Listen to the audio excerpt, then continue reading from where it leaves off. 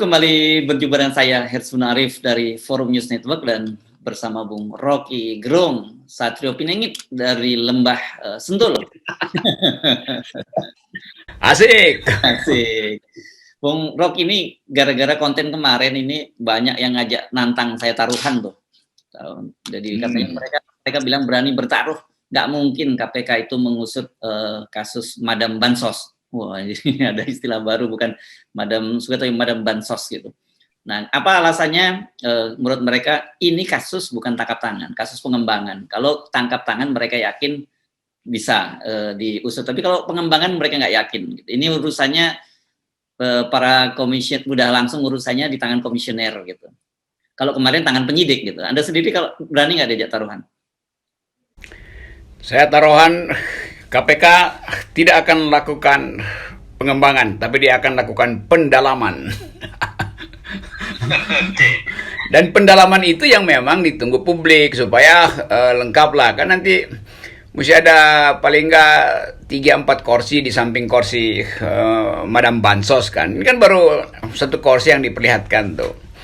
Jadi tim pencari apa namanya, tim pemburu koruptor dibikin oleh KPK itu. Walaupun ada sinisme publik, tetapi tentu saya tidak akan ikut dengan sinisme itu bahwa KPK nggak akan mampu tuh. Tetap kita ingin agar supaya keadilan itu mendahului keraguan-raguan KPK. Itu sebetulnya yang dikehendaki oleh masyarakat sipil, oleh pers, oleh dunia luar bahkan oleh emak-emak. Jadi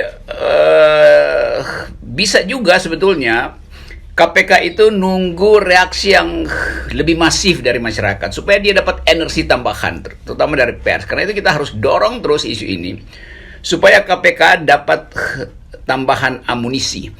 Itu yang memungkinkan KPK membentuk apa namanya tuh. Dulu tahun 80-an ada film Ghostbuster itu. Apa namanya? Pengusir, pencari iblis, pencari setan di New York. Nah, sekarang bisa dibikin juga itu Ghostbuster versi kita, yaitu pasukan yang mengintai di mana pusat kekuasaan dari Madam Bansos itu. Jadi sebetulnya memang sudah waktunya supaya betul-betul KPK itu dimengerti oleh publik sebagai Ghostbuster korupsi Indonesia, gitu dong. Ya.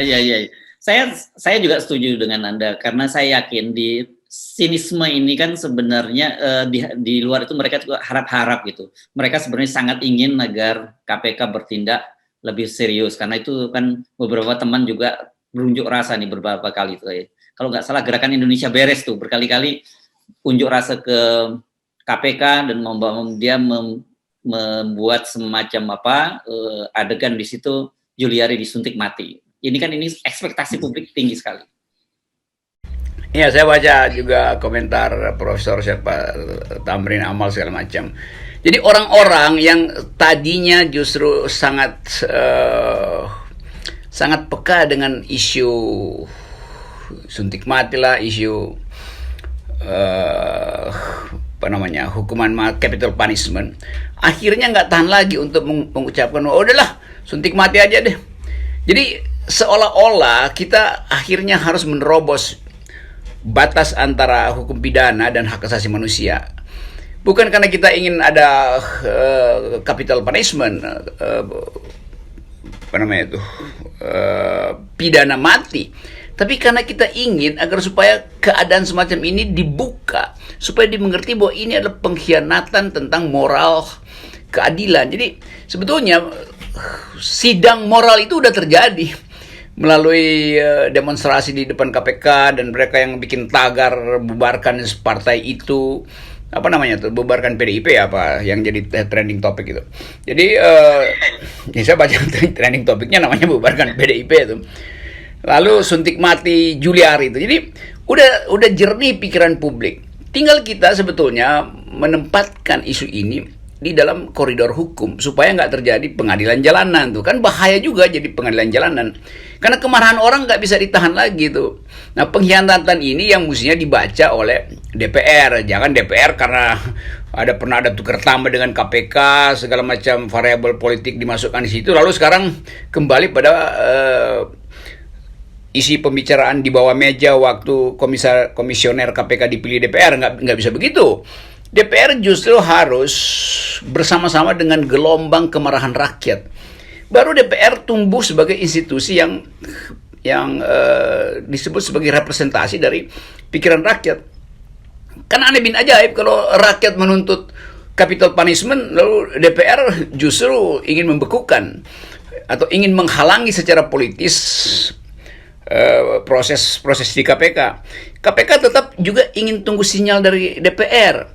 Jadi DPR cobalah pakai otak sedikit supaya KPK tidak ragu untuk melakukan fungsinya tuh. KPK tentu tahu bahwa dia akan dievaluasi oleh DPR karena ada tukar tambah transaksi di belakangnya. Tapi kalau DPR kasih pikiran jernih hari ini, KPK dengan gagah berani akan langsung membentuk Ghostbuster atau apa namanya itu tim pemburu koruptor. Nah, yang penting diingat adalah kalau Ghostbuster itu dia mungkin bisa nangkap setan pakai jala itu yang buat nangkap kupu-kupu. Tapi ini kan bukan kupu-kupu yang mau ditangkap. Ini madam yang sayapnya lebih lebar dari kupu-kupu dan kekuasaannya bisa memutuskan segala macam jaring. Jadi tetap mesti ada jaring besar untuk menangkap madam dan komplotannya. Itu begitu pikiran saya. Itu perlu energi dari DPR. Tapi kan sekarang sebenarnya bola itu ada di tangan KPK, Bung Rocky. Kalau dari yang kita baca-baca sebenarnya mereka sendiri kan ini kan teman-teman media ini pasti juga dapat bocoran dari para penyidik KPK. Jadi pemahaman umum bahwa yang para penyidik ini masih bekerja giat, tapi ketika kasusnya sampai pada level atas, ketika kasus pengembangan itu mentok tuh di para komisioner. Itu pentingnya DPR membaca peluang gagalnya penyidikan itu di tingkat komisioner. Kan DPR punya hak sejarah untuk menagih terus pada komisioner supaya lakukan apa yang pernah dijanjikan di DPR. Nah DPR mesti dengan siasat yang masuk akal memberi sinyal pada KPK supaya lanjutkan gitu, supaya penyidik-penyidiknya juga nggak kecewa gitu, capek-capek nyidik segala macam, BAP-nya sebetulnya udah tersedia formatnya, tapi kalau komisioner itu berpikir politis hanya karena unsur-unsur politis, tentu ada tekanan terhadap keluarga mereka. Tetapi ini komisioner ini kan dipilih oleh langit, lalu diresmikan, dinegosiasikan melalui DPR. Jadi dia mesti balik pada perintah konstitusi bahwa korupsi itu adalah pengkhianatan terhadap keadilan, dan karena itu komisioner KPK itu adalah malaikat yang mestinya mencabut nyawa para koruptor itu kan itu perintah yang optimalnya begitu. Tapi nanti ada proses pengadilan tentu saja kan. Namun demikian sebelum proses pengadilan berlanjut, publik betul-betul ingin melihat wajah KPK yang tidak cemas dalam memproses secara mendalam soal Madam Bansos ini. Itu pesan saya sebetulnya. Ya. Nah, ini tadi kan Anda berharap DPR. Tapi masalahnya kan kemarin yang disebut-sebut dalam laporan Koran Tempo itu justru melibatkan para petinggi DPR itu. Salah satunya kan disebut Ketua Komisi 3 Herman Heri, kemudian satunya lagi Wakil Ketua Komisi 8 walaupun sekarang sudah dipindah ke menjadi anggota biasa Komisi 2. Jadi bagaimana kita mungkin berharap DPR memberikan pressure kalau kemungkinan besar ini kan namanya sekali lagi masih asas praduga tak bersalah kita kedepankan kalau melibatkan mereka sendiri. DPR selain fungsi untuk mengawasi kekuasaan yang bisa ditukar tambahkan batas pengawasannya, mungkin DPR anggap oke, kita mengawasi tapi jangan langsung masuk pada kasus-kasus besar ini. Itu satu soal, karena bagaimanapun di situ ada perdagangan kursi politik. Tetapi DPR juga harus bertanggung jawab pada publik yang menghendaki kasus ini dibuka. Nah sekarang tinggal diuji mana lebih kuat pikiran DPR yang selalu ingin kolutif dengan pikiran publik yang diwakili oleh majalah Tempo kan. Jadi ini buktinya atau pertanda bahwa DPR itu betul-betul kurang ajar pada publik kalau dia nggak baca seluruh reportase majalah Tempo. Jadi janganlah DPR yang sebetulnya udah buruk juga citranya masih juga bermain-main dengan tukar tambah politik. Apalagi itu ketua komisi segala macam itu kan. Ini orang-orang yang namanya udah dicatat oleh sejarah. Jadi buat apa disembunyikan lagi? Toh DPR berikutnya juga akan mengingat peristiwa ini nih. Rakyat juga akan mengingat karena jejak digital terus-menerus. Jadi sekali lagi saya ingin dorong supaya DPR itu kerahkan energi politiknya untuk bukan melindungi KPK, paling nggak ngegrecokin KPK gitu. Jadi kalau DPR udah mulai dengan ya kami agak ragu, itu artinya satu DPR memang terlibat sebetulnya. Jadi kita mesti anggap juga kalau DPR ragu artinya DPR itu sebetulnya dayang-dayang dari Madam Bansos, artinya dayang-dayang itu kecipratan sedikit-sedikit dari keringat yang kan kalau ratu kepanasan kan dikipas sama dayang-dayang.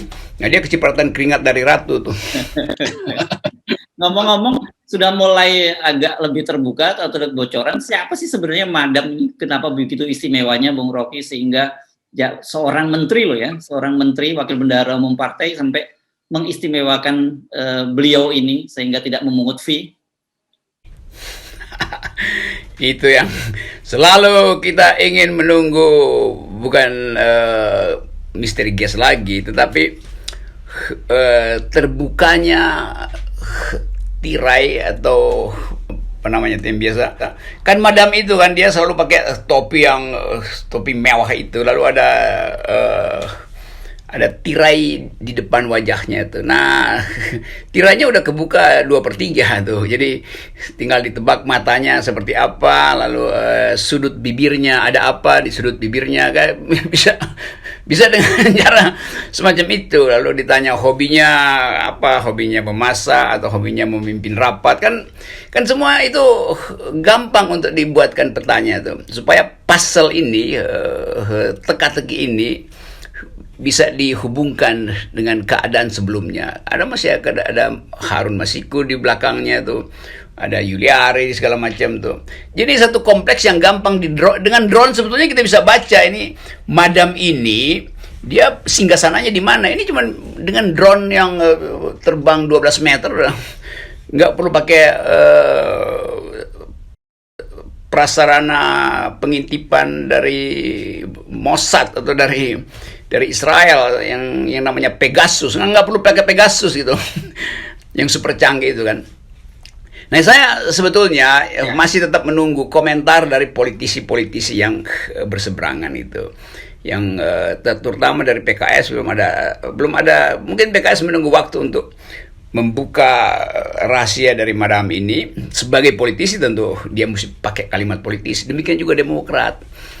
Nah kalau yang di dalam kabinet udah pasti saling menutupi karena ada perjanjian tukar tambah. Kalau teman lu ketangkap, lu jangan ngomong ya. Kalau nggak kita buka. Bos lu juga sebetulnya dapat, atau dalam kasus yang lain. Jadi partai-partai koalisi pendukung kekuasaan pasti saling menutup atau menyumpal mulut temannya, itu saling nyumpal mulut. Karena itu saya pikir mereka udah kehilangan sandal jepit semua, karena semuanya gigit sandal jepit supaya nggak bisa ngomong gitu. Jadi sebenarnya nggak jauh-jauh sebenarnya ya, gampang sekali. Ini bukan terlalu misteri banget nih siapa Madam Bansos ini ya. Enggak lah, itu orang yang mimpi pun bisa ditanya siapa sebetulnya. Bahkan mimpinya belum selesai dia udah bisa beritahu, saya habis mimpi ketemu Madam Bansos dan beliau pucat pasi itu. Nanti dikasih kode lagi tuh bahwa di belakangnya juga berjajar orang-orang yang pucat pasi itu. Jadi Madam yang makin lama makin pucat pasi sebetulnya dengan mudah untuk ditunjukkan di mana letak atau inti masalah dari korupsi itu. Nah kemadaman ini yang udah jadi simbol dari banyak orang. Mungkin nanti diskusi berikutnya, wawancara berikutnya dengan FNN, saya akan sebutkan inisialnya tuh. Sebenarnya ini gampang kalau mengikuti cara berpikir Anda tadi kan sebagai wartawan ya. mestinya kita cari saja si madam itu yang terduga madam itu diwawancarai gitu kan, ditanyakan nanti bagaimana ekspresinya di kamera itu akan kelihatan sekali kan sebenarnya, dan kita mudah mengambil kesimpulan gitu ya. Iya, itu keunggulan jurnalis dibandingkan dengan psikolog. Psikolog itu dia mesti bikin semacam apa yang disebut peta jiwa itu, buat mengkonstruksikan otot mana yang bergerak waktu ditanya. Anda yang madam, kenapa Anda tidak berkomentar? Lalu dia terlihat pucat pasi atau gelagapan. Nah, jurnalis punya kemampuan itu tuh. Kalau psikolog kan dia mesti pakai studi di dalam kliniknya tuh, yang biasa disebut psikogram gitu, gambaran psikologis dari keadaan seseorang. Nah, jurnalis sebetulnya dia nggak perlu pakai psikogram karena dia langsung tahu, bahkan dia bisa sebutkan tas mewah yang suka dibawa sama si madam apa gitu kan, sepatu kegemaran madam apa kan, dia tahu semua itu. Jadi sekali lagi Bung Rocky, kalau tadi dia diajak bertaruh, beranikah KPK mengusut tuntas dan menangkap madam Bansos? Bagaimana posisinya? Saya berani bertaruh, dan kalau saya menang justru saya sumbangkan ke KPK tuh, taruhan saya tuh. Jadi saya ingin agar supaya taruhan saya menang, karena itu saya ingin kumpulkan sebanyak mungkin tagar, sebanyak mungkin headline media massa, sebanyak mungkin petisi online di kalangan LSM untuk menjebak dengan jaring laba-laba si madam itu. Jadi nanti akan ada headline, madam terjaring melalui jaring laba-laba masyarakat sipil. Itu baru kita katakan demokrasi sudah sedang pulih. Itu baru betul itu. Oke. Baik, terima kasih Bung Rocky. Kita menunggu